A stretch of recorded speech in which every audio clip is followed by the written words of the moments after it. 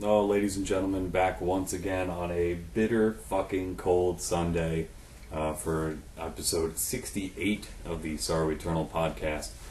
Daryl here again, in the headquarters with a couple people buzzing around.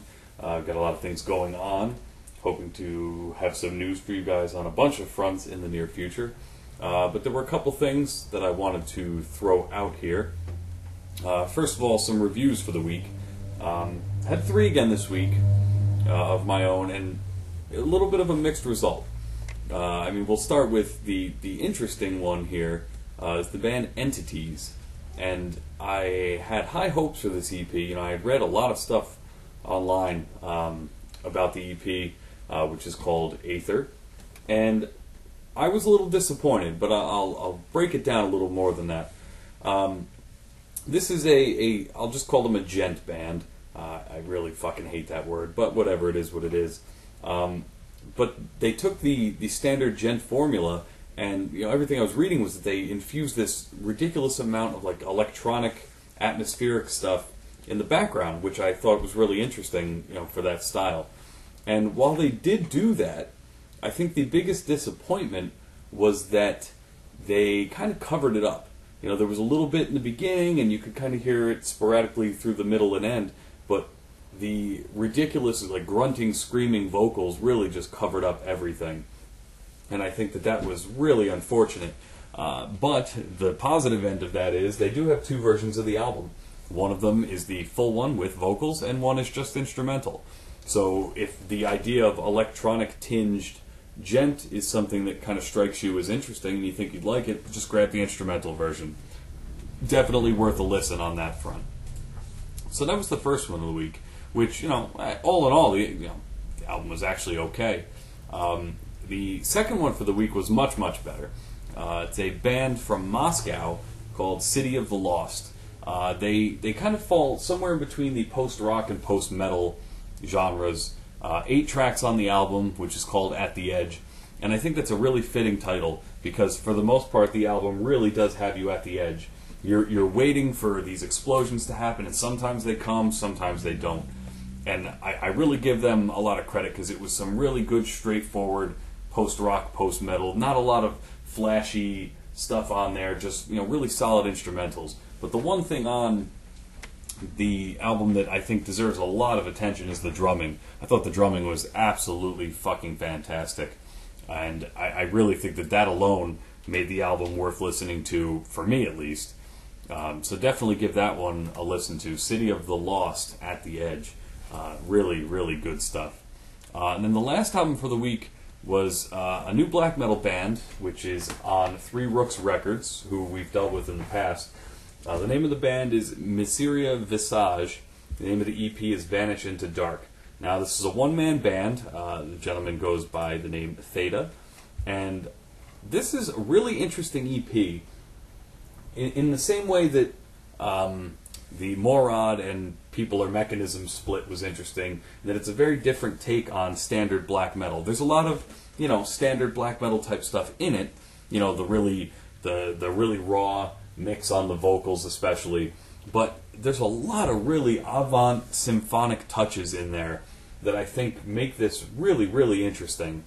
And the EP is not perfect by any means, but just really, really interesting stuff. And I think that it's worth a listen. It really is. That's about the best thing I could say about it. This guy put a lot out there, and there's some amazing drumming in it. He does everything himself, so guitar work, bass work, all the symphonic stuff, the keys, it's all him. And I think that alone, deserves some respect. But not only that, but he's just really good. And there are some spots where he really shines through on here. So definitely give that a shot. It comes out officially in a couple of days, I believe. So give it a shot. It's on their Bandcamp page, the miseriavisage.bandcamp.com. I also think you can buy it through the Three Rooks Records site as well. So, that kind of covers the reviews for the week. And, there were a couple things that I was kind of kicking around with some friends of the site, and that I just wanted to throw out there. And I am curious what you guys think, so feel free to comment on all of this. But the idea of a band putting out an album that is just I'm going to use the word raw, but I don't mean in the black metal sense. I don't mean like, it sounded like they recorded it with a tin can, but an album where they just put everything they have into it, and it's not perfect. It's not perfect, like maybe they hit a wrong note, or they play a solo and oops, hit an extra string, but they leave that stuff in because they're just doing what they love to do. They're not looking at it from a perfection standpoint, like, oh my god, we have to round this out a little bit, because I think that's where it gets dangerous. You get all of the pitch correction and auto-tune and all of these, post-production things that you can use to make things sound more perfect than they are. And I give a lot of credit to bands who just go in, play the part, leave it. And I think the perfect example for me, and I mean I don't mean this as an insult in any way, is the Massacre Cave. When they released their EP, and the song in particular, Winds of Death, it's a great song because it has that raw element to it. Because you can tell that they were playing it live. They didn't go back and retouch it. Oh, that note was fucked up. Let me fix that. They just did it in the good old, honest, old-fashioned way. And even old-fashioned, I guess, is the wrong term to use for this. But I just kind of wanted to throw that out there because I think that as bands progress and their careers go on, there's a lot more pressure to be perfect. And from their fans, from their label, from everybody, there's that pressure to just do it perfectly. And it's not good enough until it's done perfectly.